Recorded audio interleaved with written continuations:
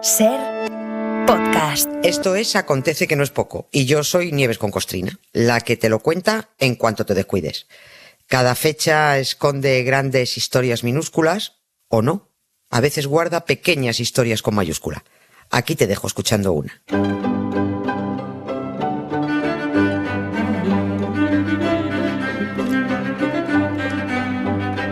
Hola Nieves, buenas tardes.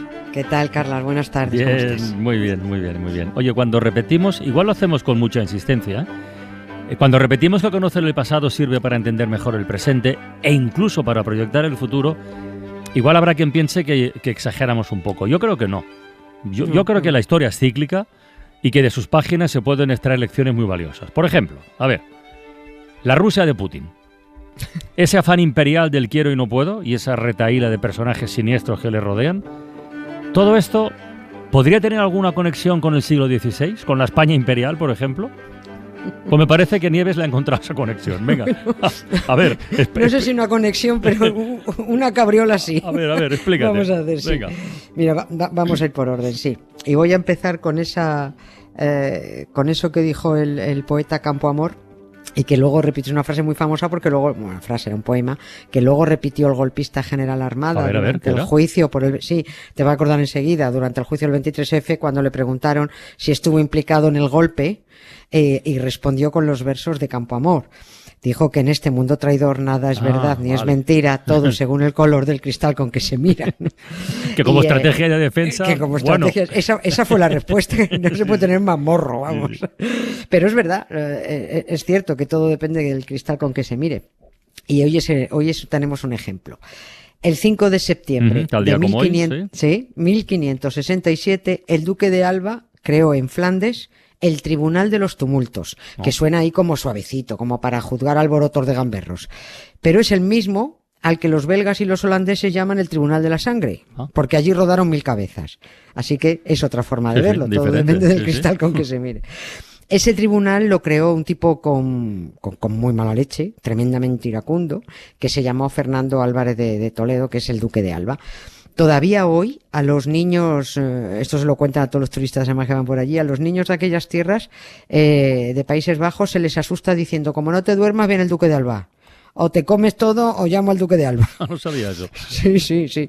La mayoría seguramente ya no sabrá ni por qué lo dice, porque ha quedado como costumbre. Pero el duque de Alba ha quedado en Países Bajos y en Bélgica como el coco o como el hombre del saco. Cuando se habla de este asunto, además saltan muelles por todas partes, porque para unos el duque de Alba fue un estadista del copón, resuelto, haciendo lo que debía hacer y lo que correspondía hacer para la época. Todo lo malo que se diga de él es solo leyenda negra de los pérfidos extranjeros. Pero para otros, el duque fue un canalla sin paliativos, que la lió muy parda, un católico sanguinario, al que se le ha estado blanqueando hasta durante el franquismo, ¿no? Y la verdad es que todos tienen razón. Hay leyenda negra y hay blanqueamiento. Ya. Este tío era un sanguinario, vale, pero hizo lo que tocaba hacer al servicio del imperio, no se le movía una pestaña. El duque de Alba era el Prigozhin de Felipe II. Ahí estamos, ahí hemos llegado. Este fue el jefe del grupo Wagner de la época. Ay, oh, let's go. Ay, oh, let's go. Ay, oh, let's go. Ay, oh, let's go. The moment in the straight line. You're going through a tight one. You keep on losing their mind. Let's creep up. The violin in the back seat. The generates the heat. The tape in the back beat. Let's creep up.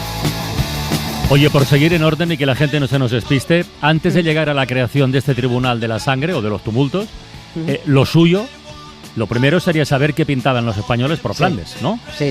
La cosa del contexto que decimos siempre, sí.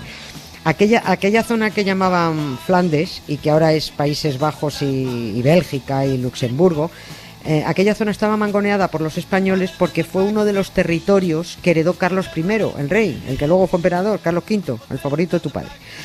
Porque este hombre heredó medio mundo y tanta parcela es imposible gobernarla en paz, no se puede. Tenía todo Dios cabreado y se pasó su imperio guerreando sin parar, porque cuando no se le levantaban en un sitio, pues se le levantaban en otro por distintas razones, económicas, territoriales, religiosas, sociales. Para gobernar ese medio mundo se necesita mucha pasta que pagaban los súbditos de los distintos territorios. Pero esos súbditos se quejaban de estar fritos a contribuciones y pagando a un emperador al que le veían lo justito, no se le veía el pelo casi. A todos les parecía que el emperador estaba siempre en otro sitio, nunca donde debía. Los comuneros se mosquearon en Castilla y los flamencos fueron unos de los que se mosquearon en Flandes, por poner 2 ejemplos. Los ministros, además, que colocaba en cada lugar Carlos V, tampoco iban haciendo amigos precisamente.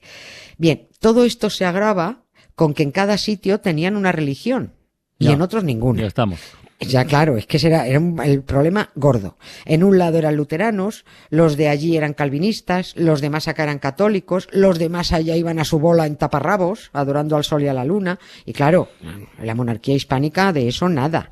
Aquí tenían que ser o todos católicos o cachiporrazo. Todo esto, a ver, todo esto que hemos contado, entiéndase solo como antecedentes muy simples, ¿no? Para situar un poquito. Los 2 grandes problemas en Flandes eran, primero, la religión, y después la salvajada de impuestos que había que pagar a la monarquía hispánica. Y todos estos problemas, que por lo que dices no eran pequeños precisamente, son los que hereda el siguiente rey, Felipe II, claro. ¿no? Claro, efectivamente, claro, es que todo esto le llega a él, porque al final tanto imperio no compensa. Ya. O sea, tú no me regales un Lamborghini, que no puedo mantenerlo. O sea, que voy a pedir un préstamo para cambiar una rueda. No.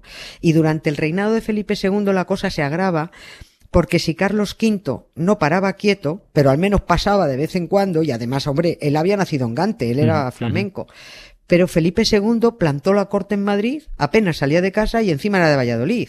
O sea, a este señor no le tenían ningún cariño, ni conocían ni nada.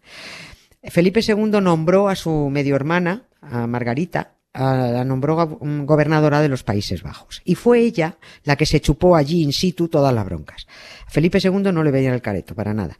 Y los flamencos decían, ¿quién es ese al que le estamos pagando unos impuestos brutales que encima no para de dar la brasa con el catolicismo? Y ahí acabó liándose muy gorda por todo Flandes, porque los calvinistas, que eran entendernos cristianos protestantes, estaban hasta el gorro de que los otros colegas cristianos, los católicos, impusieran sus maneras.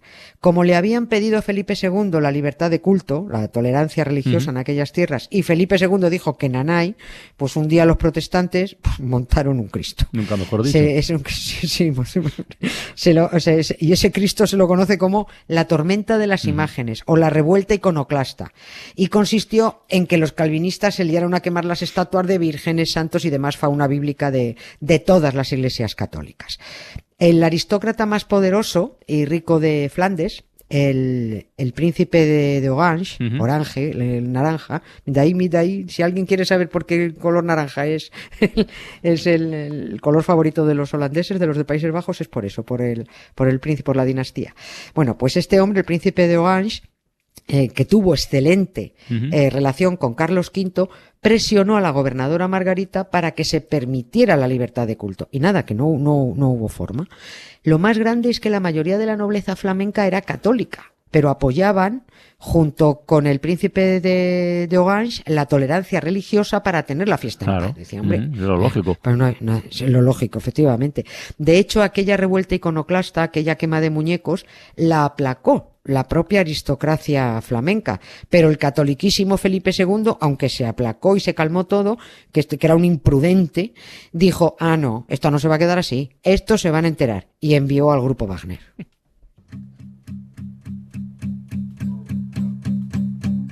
There's a fire starting in my heart, reaching a fever pitch and it's bringing me out the dark.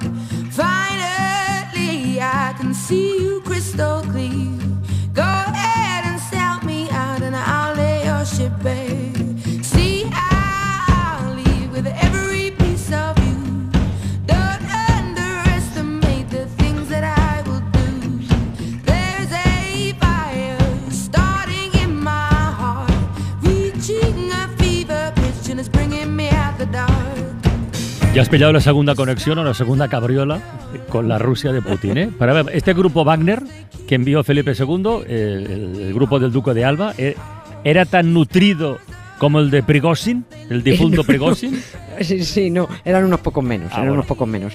El duque, que era el general más aguerrido de Felipe II, el mejor estratega, el que mejor la cagaba también, llegó a Flandes con un ejército de 10.000 hombres. No está mal. 10.000, no tantos, pero eran muchos. Cuando entró en Bruselas estaba todo el mundo ahí con el culillo apretado. Digo, a ver qué va a hacer este. Y la verdad es que lo vieron enseguida. 2 semanas después de llegar, aquel 5 de septiembre, ordenó la creación de un tribunal con la misión de castigar a los responsables de los tumultos del año anterior, los que quemaron los muñecos. Ahí algunos empezaron a salir por pies porque eso no pintaba nada bien. Ya. 4 días después de la creación del tribunal, ya el 9 de septiembre, el duque de Alba organizó una reunión en su residencia de Bruselas y allí invitó a 2 nobles a los que conocía muy bien, con los que unos tipos además con los que él había luchado. Eran el conde de Egmont y el conde de Horn, católicos, que habían estado al servicio de Carlos V y luego al servicio de Felipe II sin ningún problema, a los que el propio duque dijo que había amado y estimado como hermanos. Fíjate tú. Pero después de aquella amigable reunión, oye, cuando salían de la residencia, los soldados del duque de Alba los apresaron y a la trena. Ahí empezaron las detenciones de toda la gente cercana a ellos y todos fueron acusados de alta traición. Pero hay algo que no entiendo en toda esta historia. Es decir, Wagner, el duque de Alba empezó deteniendo católicos por la revuelta protestante y que además no habían participado directamente en eso. Al contrario, ¿Y lo eso por qué? aplacaron. ¿Y por qué? Pues para escarmentarlos, por haber pedido la libertad de culto. Ah. Y según el duque, por no haber hecho lo suficiente para frenar la quema de estatuas. Los tuvo presos 9 meses, hasta que les dio matarile en la plaza de Bruselas, y esa tan turística ahora, y rodaron las cabezas de los 2 condes católicos. Durante los meses anteriores y posteriores fueron ejecutadas otras 1.000 personas. Por eso en Flandes, lógicamente, no se llamó el Tribunal de los Tumultos, sino el Tribunal de la Sangre.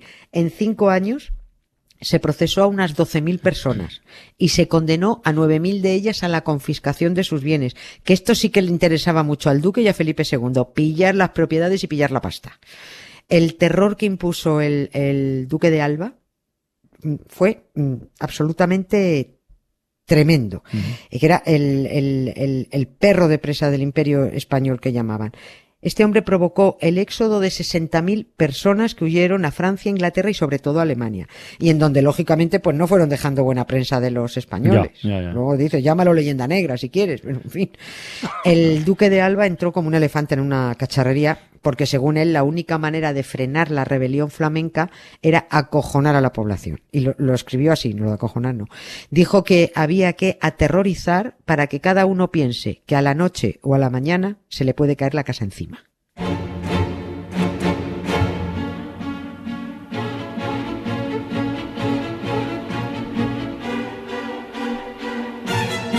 Aquí nos cae como muy oportuna la música de Psicosis, ¿eh? Sí, porque es película de terror, pero película de terror donde las haya. Y claro, la pregunta es esta, ¿no? Ya por completar la historia.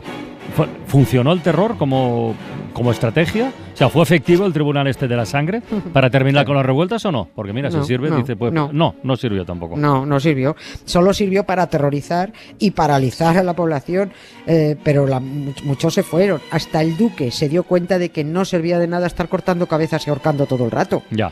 ¿Qué ibas a hacer? Por eso se dedicó también a confiscar bienes. Pero resulta que no es incompatible.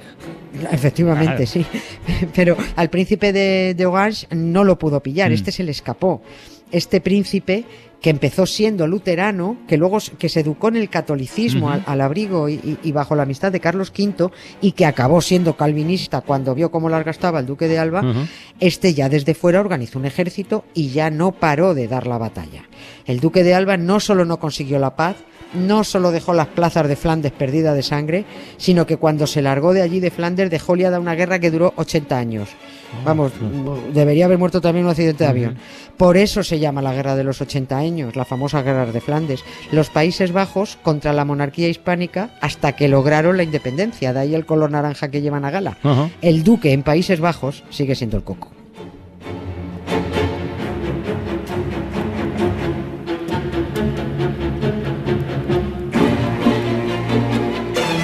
Ahora entiendo lo que decías antes, de que el duque de Alba era el mejor estratega que tenía Felipe II, pero el que mejor la cagaba también. Claro, sí. Porque esta es una cagada histórica, de dimensiones, histórica. En fin, considerables. Sí. Bueno, Después por estas guerras se perdió Flandes. ya. Bueno, pues nada, Nieves, mañana más, ¿vale? Más y mejor. Venga, un beso, hasta Gracias, mañana. un beso. Para no perderte ningún episodio, síguenos en la aplicación o la web de la SER, Podium Podcast o tu plataforma de audio favorita.